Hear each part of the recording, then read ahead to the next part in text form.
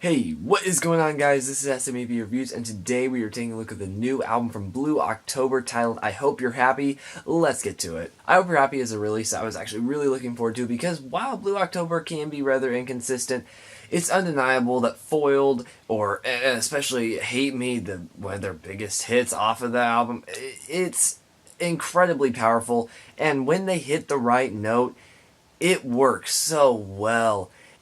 So I was honestly really looking forward to it. Yes, like I said, they can be rather inconsistent, and I can't always just love everything they've put out. But yeah, they totally have some songs to prove that they do have it there. Like I said, Hate Me is extremely emotional and gut-wrenching, and just can bring you to tears just through the voice, just through his vocals, and how pained his delivery is. It's clear that Blue October has talent. It's just they're not always correctly tapped. And so, like I said, I was really looking forward to this release.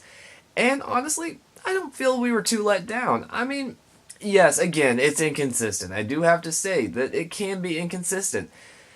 But that being said, that's not saying it's bad. It's just saying that some tracks are really good, and then some are, more mediocre to not very interesting. So it is an extremely inconsistent album. I will say that, and I'm not going to deny it. But yet, it's still just got so much passion and raw emotion behind it, even in the most simplistic of lyrical songs. Justin Furstenfeld still has it. His voice sounds incredible on this album.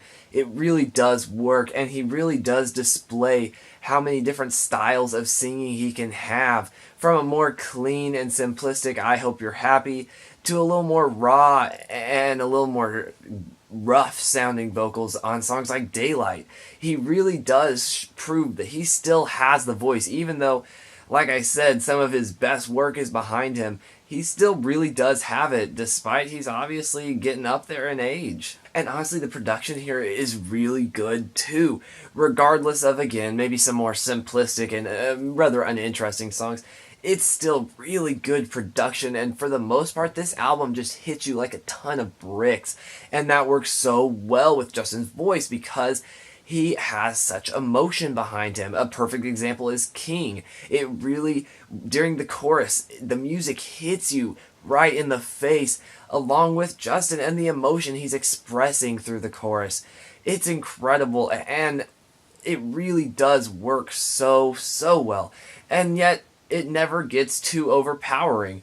There's some albums that I really do enjoy, but I can't listen to all the way through because they're too intense and too much of a sonic wall that just hits you every time. And it gets exhausting. And yet this album definitely gives you a break. It gives you multiple breaks.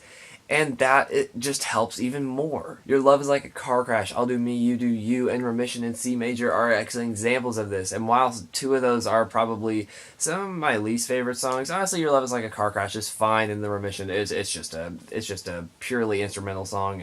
It's not a big deal. It does give a nice reprise from the big and heavy songs, but those three songs are excellent examples of them giving you a breather. It's not all just that sonic emotional wall. And while some of the songs are still emotional, the band definitely balances it correctly. I mean, like I said, the music just sonically has remissions and points where you can breathe. And then emotionally, I mean, even in songs that are supposed to be a little more emotional, some of them do kind of hold back, and Your Love is Like a Car Crash. I mean, yeah, it's obviously talking about, like, the power of someone's love, but it's not emotional. It's a slower song that gives you a breather, both emotionally and sonically, and it's an excellent example of they know what they're doing. Now, I did mention I'll Do Me, You Do You, and that is probably one of my least favorite songs, along with Colors Collide, and honestly, it's just, Colors Collide is ultimately just really cheesy lyrically, and then I'll Do Me, You Do You, it kind of falls in the same vein. I always have hated that just dismissive nature of a problem or a relationship. Instead of trying to work for it or figure something out, it's just I'll do me and you do you, and we'll just see where that goes. And I've always hated that in life and music. It seems like such a cop out way to get out of a problem.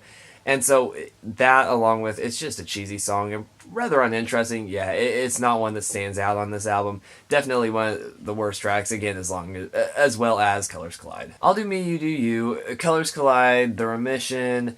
Uh, Your Love Is Like a Car Crash. Honestly, besides those songs right there, everything else I really do feel is so good. And while I don't think The Remission's bad, it's just an instrumental that it's well fitting in the album, but nothing interesting or dynamic enough for me to make me want to listen to it outside of the album.